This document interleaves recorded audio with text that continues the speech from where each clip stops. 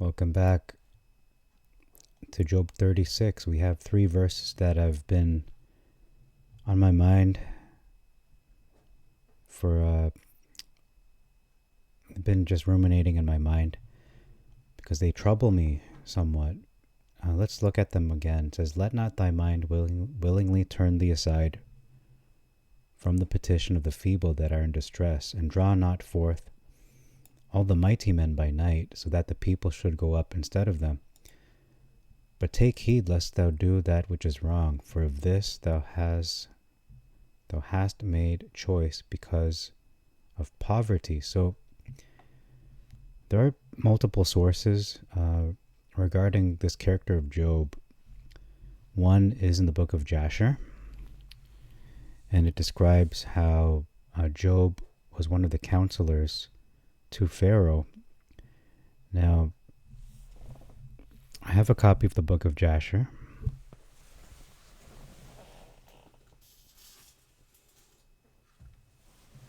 I have a hard copy, and it's mentioned in chapter 66. I'll just read it for you. Maybe I can pull it up on the screen. Hold on. Okay, so the book of Jasher, chapter 66. This is a non-canon book, but it is still potentially a helpful source to further understand what those verses mean. So this is more of a deep dive into potentially what those verses mean. So it's talking about Hadad, who was the son of Bedad, king of Edom, and Samlah from Mesrekah, from the country of the children of the east. So Hadad was the king of Edom, but he died. And then it says Pharaoh, king of Egypt, went down, going down to Egypt. Samlah, which is now the king of Edom, reigned over Edom 18 years during this Pharaoh's reign. When he reigned, he drew forth his host to go and fight against Zepho, the son of Eliphaz, and the children of Kittim. Just going to fast forward. He did not engage with him, for the children of Esau prevented him, saying he was their brother. So Samlah, again the king of Edom, listened to the voice of the children of Esau, and turned back with all his forces to the land of Edom, and did not proceed to fight against Zepho, the son of Eliphaz. Pharaoh, king of Egypt, heard this thing, saying, "Samlah, king of Edom, has resolved to fight the children of Kittim, and that afterward he will come to fight against Egypt." So the Egyptians said to Israel, "Do your work, finish your task, strengthen the land, lest the children of Esau, your brethren, come to fight against us. Because of you, they're going to fight us," basically. The children of Israel did the work of the men of Egypt, day by day, and the Egyptians afflicted them in order to lessen their population. The Egyptians increased the labor of the children of Israel. In the 125th year of Israel's going down to Egypt, all the Egyptians saw their counsel did not succeed, because they wanted to decrease them, but they increased their population and grew. So the elders of Egypt and its wise men came before the king and bowed down to him and sat before him. So before I get to that, it seems that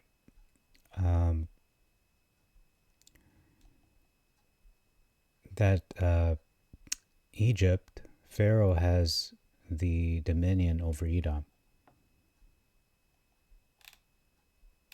Or they either took, not that they beat Edom, but it seems that perhaps a previous battle that they had with Edom, they had captured certain men from that nation. And we see one named here, named Job. This is the same Job, perhaps, from the book of Job. An officer, one of the king's counselors, so they were looking for advice what to do to Israel. His name was Job, from Mesopotamia in the land of Uz, or Osis, answered the king, saying, "If it please the king, Let him hear the counsel of his servant. So this is Job now speaking. And the king said to him, Speak. Job spoke before the king, the princes, and before all the elders of Egypt, saying, Behold, the counsel of the king, which he advised formerly, respecting the labor of the children of Israel, is very good, and you must not remove from them that labor forever. But this is the advice counseled by which you may lessen them, if it seems good to the king to afflict them. Behold, we have feared war for a long time, and we said, When Israel becomes fruitful in the land, they will drive us from the land if a war should take place. So he's talking about his own experience with Israel. If it please the king, let a royal decree go forth, and let it be written in the laws of Egypt, which shall not be revoked, that every male child born to the Israelites, his blood shall be spilled upon the ground. And by your doing this, when all the male children of Israel shall have died, the evil of their wars will cease. Let the king do so, and send for all the Hebrew midwives, and order them in this matter to execute it. So the thing pleased the king and the princes, and the king did according to the word of Job. And we know how that went. And there's also another source called the Babylonian Talmud, and Job is mentioned here as well. It says there were three in that plan: Balaam, Job, and Jethro. Balaam devised the plan, was killed. Job, who silently acquiesced, was afflicted with sufferings. Jethro, who fled, merited that his descendants should sit in the chamber of hewn stone. So I asked the AI regarding this, the Talmud, not so much the book of Jasher, because that one is, I feel like that one is less credible in terms of trying to make sense of Job and these three verses in Job, chapter 36. So I asked, in light of the context given in Sota 11a, and the focus on the three advisors to Pharaoh, and their advice was not, in the Talmud, they were not talking about the infanticide that was done. It was talking about tricking them into slavery. It was saying to give them hard labor, afflict them more and more, not to do the infanticide. It was talking about something else. So if we look at this answer, it's quite enlightening. So let's just read it. It's not this. That's not the answer. It's right down here. So in light of the specific context of Sota 11a and the focus on the three advisors to Pharaoh, here's the adjusted analysis concerning Job, or Eov in Hebrew. So the three counselors, the Sepharia Library records that when Pharaoh plotted against the Israelites, he consulted three men, Balaam, Job, and Jethro. When Balaam advised murder and Jethro fled in protest, Job remained silent, according to Sota 11a. He neither supported the decree nor spoke up to oppose it. Therefore, the Talmud explains that Job was subsequently punished with the afflictions described in the book of Job, precisely because of his silence. Which doesn't really seem to match up with the narrative, because Elohim says he is blameless and upright. Rabbinic tradition views Job's inaction not as neutrality, but as a moral failing. By failing to protest when he had the king's ear, he became complicit in the suffering of the Israelites. So it wasn't a sin that he did against himself. It was more perhaps against the Israelites, of complicity and silence. His punishment was measure for measure because he was silent. This is a really interesting point. His punishment was measure for measure, ear for an eye, tooth for a tooth, because he was silent in the face of others' pain, specifically the Israelites. He was sentenced to a life of personal pain where his own cries would be the central theme of his story. And God was silent in the face of his pain for a long while. So that is an interesting answer. I'm not going to take it as the gospel, but this is more of a what if scenario. You know, you have these Marvel what if comic books and what if shows. Not saying those aren't canon either. Those are just offering like a multiversal kind of what if this was true. Not presenting it like it's the gospel truth. More like open your mind and maybe, could this possibly, just entertain me for a moment. Could this possibly be an explanation for these hard to understand verses in verse, I should say chapter 36, verses 19 to 21. Let's read it again in context of the Israelite suffering and the hard labor that was imposed upon them, as well as perhaps the idea, maybe focus more on the hard labor. So Job, let not your mind willingly turn you aside from the petition of the feeble that are in distress, the Israelites being slaves. And draw not forth all the mighty by night. So these are the Egyptians perhaps, or perhaps stronger men, or maybe even the Israelites themselves who are working at nighttime instead of during the daytime, so it's secretly, so that the people should go up instead of them. So the Egyptian people, I should say the Israelites, should go up instead of the elite, the Egyptians. Because one of the potential trickery that was done against Israel was they were tricked into becoming slaves, because there was a Pharaoh that knew Joseph very well, and Joseph was given a great position, Prime Minister of Egypt. He was one of the highest authorities of the land. And then a Pharaoh came along, who did not know Joseph. Right? We know that. And so, over time, people forget. People forget even about 9/11, for example. That was only 25 years ago, and people forget just how catastrophic that was. What more, hundreds of years later, after Joseph, they're going to forget that Joseph saved not just Egypt, but the whole world through the wisdom that Elohim gave him. So things devolved, the relationship between the Egyptians and the people of Israel, the children of Israel, to the point that they tricked them into becoming their slaves. And they were afflicted heavily for hundreds and hundreds of years.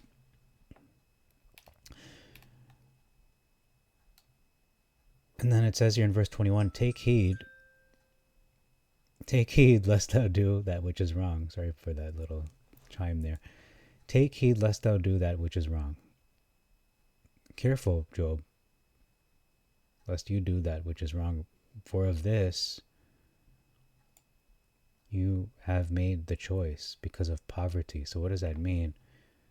According to AI anyway, he made that choice because he didn't want to lose his position. So let's read the previous answer. It says here, there are two distinct interpretations. One says that enslavement began with gentle persuasion and financial incentives. They tricked the Israelites into laboring voluntarily until they were eventually trapped. Crushing labor. The other argues it refers to backbreaking physical work. Okay, you know what? It does not say what I originally asked it. I don't know if it's going to show up here. But I asked originally, here it is, let not thy mind willingly turn thee aside from the petition. So again, Job was silent in face of this command, this decree. There were the cries of the enslaved Hebrews, and he was turning his mind aside from their cries while he enjoyed his high status in the Egyptian empire. Draw not forth all the mighty men by night, so the people should go up instead of them. So in light of Jasher, this is the book of Jasher context now, their depiction of Job as a high official, this could refer to specific military strategies or forced labor policies that he may have overseen or approved. It suggests he once used his authority to put the people, the slaves of Israel, in harm's way, or the slaves that are the Israelite people at that time. He put them in harm's way to protect the elite of Egypt, the mighty men. A choice based on fear. So for of this you have made choice because of poverty. So this implies Job's failure to speak up for the oppressed was not born of malice or sin, but of a fear of loss.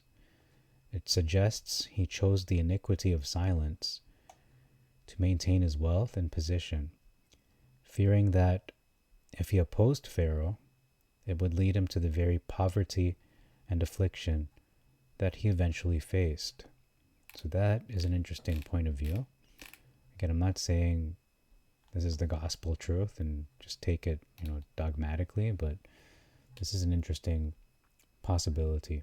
The sin of silence, so acquiescing to Pharaoh's plan, whether it's talking about the infanticide or the hard labor. And then we have tactical injustice, crafty measures,